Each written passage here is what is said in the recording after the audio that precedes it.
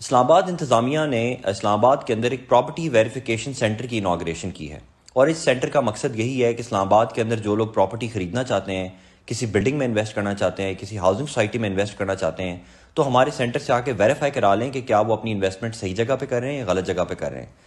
اس property verification کو کھولے ہوئے ابھی ہمیں 3-4 دن ہی ہوئے ہیں، اور ہمیں جتنی بھی درخواستیں آئی ہیں ان میں سے 80% اپلیکیشنز ایسی ہیں جو یا تو اسلام آباد کے اندر وہ سوسائٹی موجود ہی نہیں تھی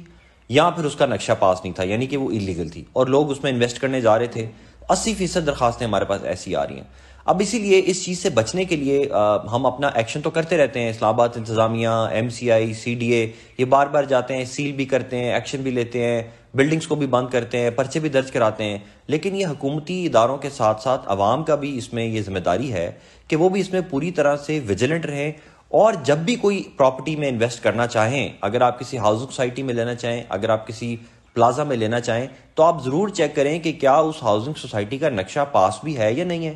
یا اگر آپ کسی بلڈنگ میں انویسٹ کر رہے ہیں، کوئی اپارٹمنٹ لے رہے ہیں، تو چیک کریں کہ کیا اس کا لے آؤٹ پلان جو ہے وہ کسی بلڈنگ کنٹرول محکمے سے پاس ہے بھی ہے یا نہیں ہے، یا جو آپ پراپرٹی لینے جا رہے ہیں وہ کہیں سے کمپیٹنٹ کسی اتھارٹی نے اس کو اپروو کیا یا نہیں کیا۔